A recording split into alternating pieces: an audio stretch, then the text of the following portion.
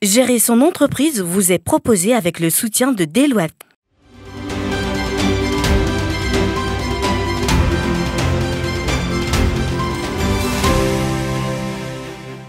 Bonjour et bienvenue dans ce nouveau rendez-vous de Gérer son entreprise.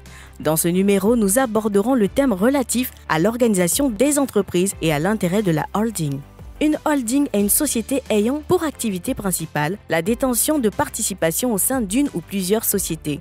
La création d'une holding permet notamment aux entrepreneurs ou investisseurs d'organiser leur activité sous forme de groupe de sociétés. Dans cette situation, on appelle la holding la société mère et les entreprises dans lesquelles elle participe les sociétés filles ou les filiales. La création d'une holding vous permet d'optimiser la gestion de vos entreprises ainsi que vos profits à travers divers leviers au plan de l'organisation, au plan juridique et financier et au plan fiscal. En termes d'organisation, avec une holding, vous pouvez séparer les fonctions stratégiques et de gestion de fonctions opérationnelles. Cela permet à vos entreprises de se concentrer sur leur cœur de métier.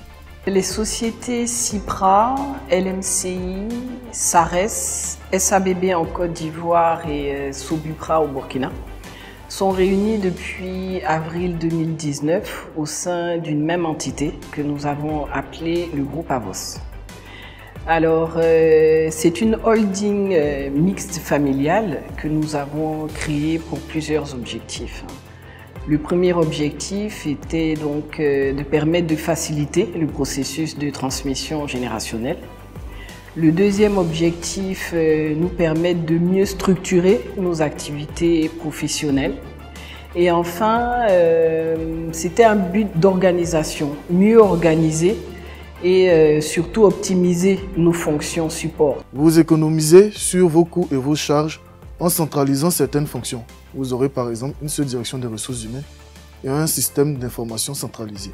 La holding permet pour nos entreprises africaines qui sont encore jeunes, qui n'ont pas encore les bonnes pratiques de gouvernance, qui ont du mal un peu à trouver une organisation qui leur permet d'être autant efficaces qu'efficients et qui ont besoin justement de l'efficience au niveau de leurs ressources pour pouvoir adresser un maximum de problématiques avec un minimum de ressources.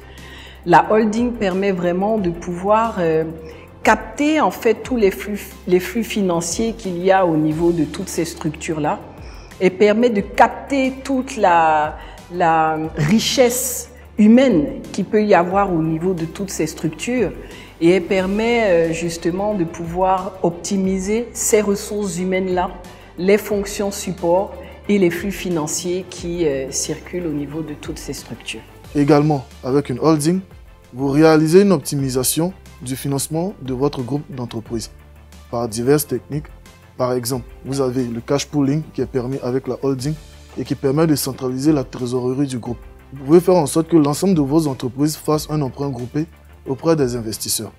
La holding ainsi que le groupe de sociétés vous permet d'apporter plus de confort et de garantie aux investisseurs par rapport à des sociétés isolées. En matière fiscale, il est important de noter que la loi a prévu un dispositif fiscal de faveur au profit des entreprises qui opèrent dans des activités de prise ou de détention de titres de participation.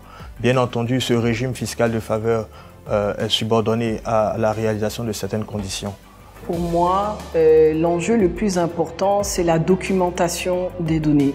Maintenant, après, il y a tous les autres enjeux, comme pouvoir profiter de différents avantages, que ce soit au niveau des abattements, au niveau des impôts indirects, au niveau de l'intégration fiscale, mais aussi avoir une bonne maîtrise des textes pour surtout ne pas avoir de mauvaises interprétations.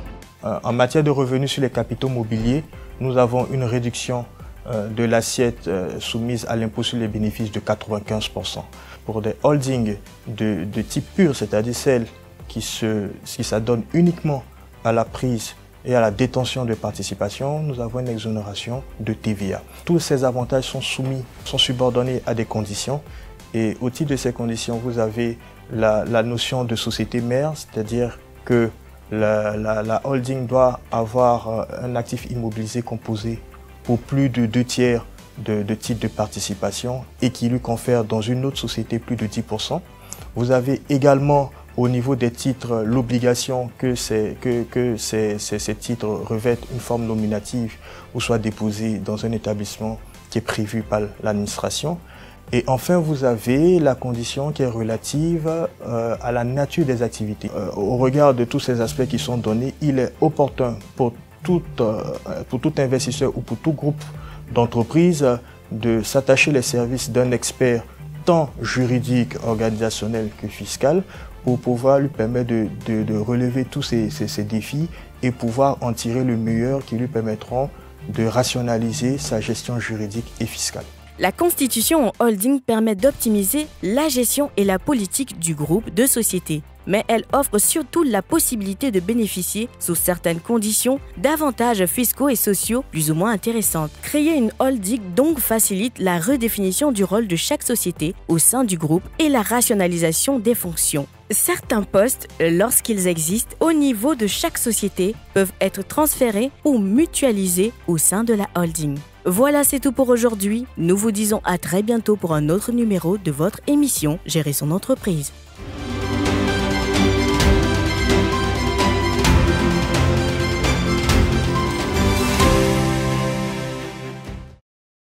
Gérer son entreprise vous a été proposé avec le soutien de Deloitte.